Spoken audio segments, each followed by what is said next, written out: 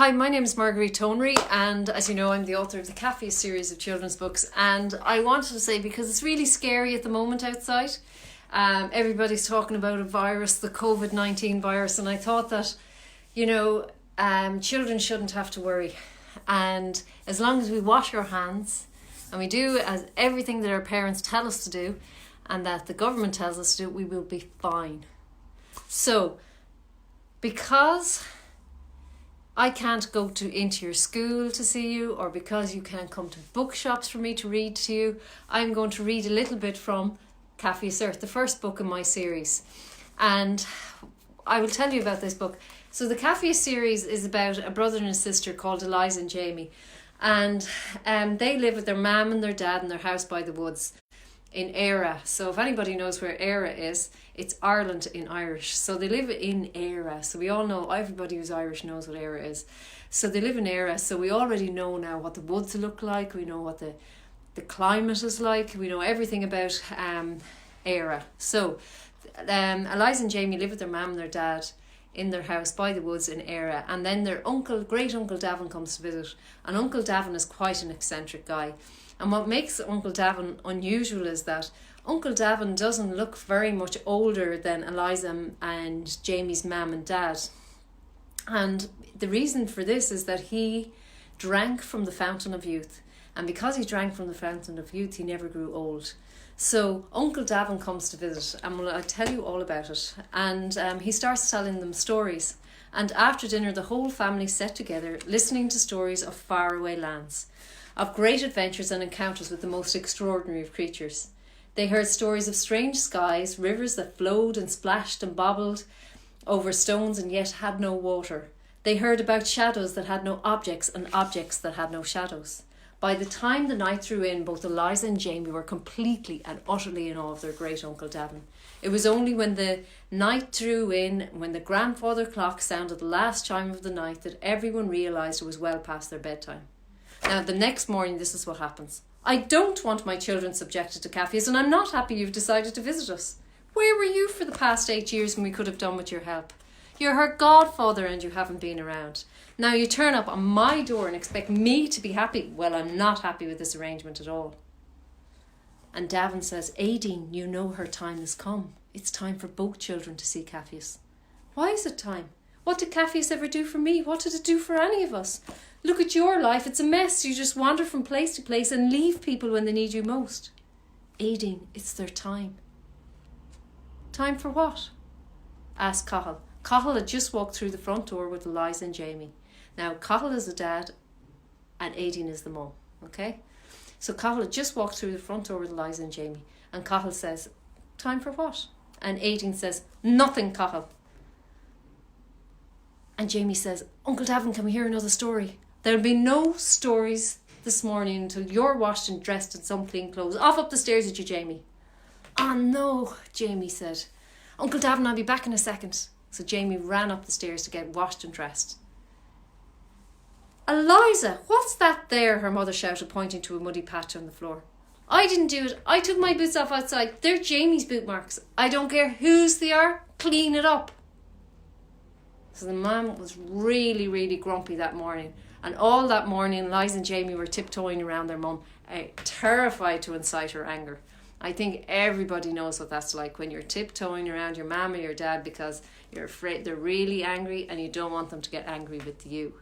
So, at the end of the morning, Aideen said to Eliza, Eliza, Uncle Davin wants to give you a present. He's up in your room right now. I don't know what he's doing giving you a present. You're not a bit grateful for anything anyone does for you. So Eliza said nothing and she tiptoed up the stairs to her bedroom. And she stood at the doorway looking at her Uncle Davin draw what looked like a woodland on the wall of her bedroom. And she was looking at it and she was wondering, what's this about? And he said, it's Kapheus. And she said, what's Kapheus? The most wonderful place of all. I'll tell you all about it when I finish drawing. Could you hand me that green chalk, please? So Eliza bent down to get the chalk for Uncle Davin. And just as she lifted her head before handing the chalk to Davin, something startled her. What's wrong? Nothing. Eliza gave the chalk to Davin, swiftly left the room, crossed the hallway into Jamie's room. Jamie! Not now, Eliza. Jamie! Eliza, go away. Jamie, I have something to tell you. It's really important. It's a secret. A secret? What kind of a secret? Jamie! Uncle Davin's drawing Kapheus on the wall of my room. What's that? It's a woodland. It's like the woods outside our house. Does Mam know? Yeah. So what's the secret? Jamie, this is really important. I'm afraid. Afraid? What's wrong, Eliza? Jamie? Go on, tell me. Jamie? Yeah? Well, Jamie... Oh, Eliza, just tell me. Jamie, I was reaching down to get the chalk and... Jamie? Yeah? Something's alive in that drawing. Jamie jumped from his seat, ran across the hall with Eliza, and they both sat on the floor of Eliza's room for the rest of that day, watching their Uncle Davin draw. Every leaf, every twig, every branch, every bark of every tree that he drew came to life.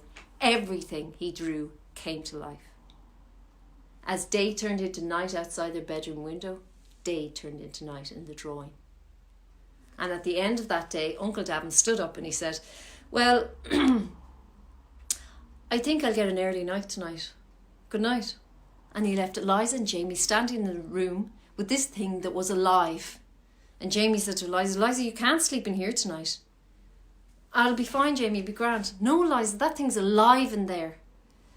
Jamie, Uncle Davin wouldn't do anything to harm us. Eliza, look, you can sleep in my room tonight.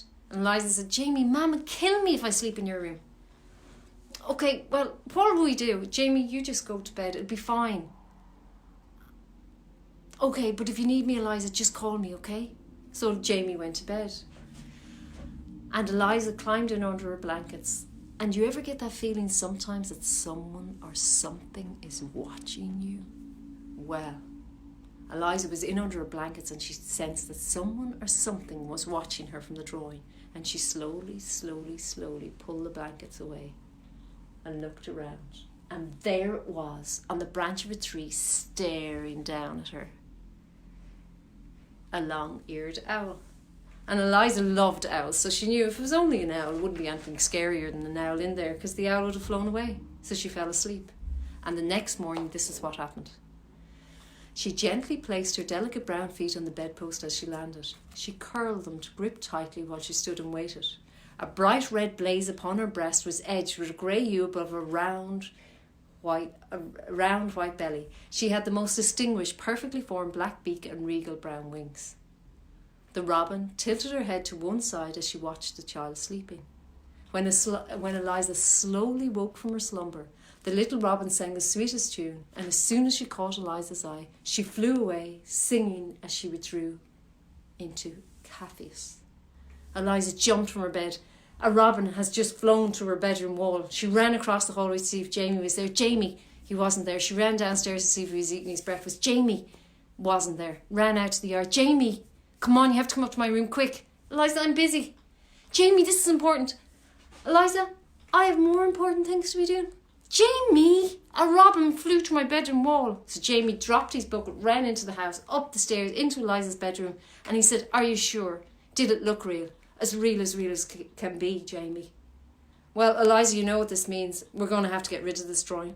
What if something like a lion jumps through? It could have you for breakfast. Or a snake. You hate snakes. Jamie, it was only a robin. A little red robin. Jamie approached the bedroom wall. Are you sure it didn't fly through your bedroom window, Eliza? Jamie, I know what I saw. That robin flew into Kapheus. It flew to my bedroom wall. So Jamie took a step closer, and then closer, and then, Jamie, come back! Eliza pulled Jamie. Jamie had fallen into the drawing. Eliza pulled him back, and they both came crashing onto the bedroom floor.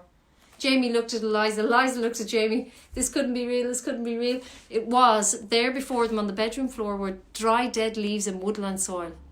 Put me back. I demand you put me back. This instant I will tell the great blue dragon he won't be happy. He won't be happy about this at all. Who's speaking? Me, of course. Now I'm asking you to put me back this instant. Eliza looked around her in alarm. So too did Jamie. There behind them on the bedroom floor was a tiny brown hedgehog curled up into a tight ball. He looked very afraid. "Put me back this instant. I will tell the great blue dragon." "Ah, don't be so grumpy," said Jamie. "Did we even hurt you at all?" he said, and he began to examine the hedgehog. "Not a step closer. You'll have my spines to contend with." And his white-tipped, prickly spines pointed in all directions.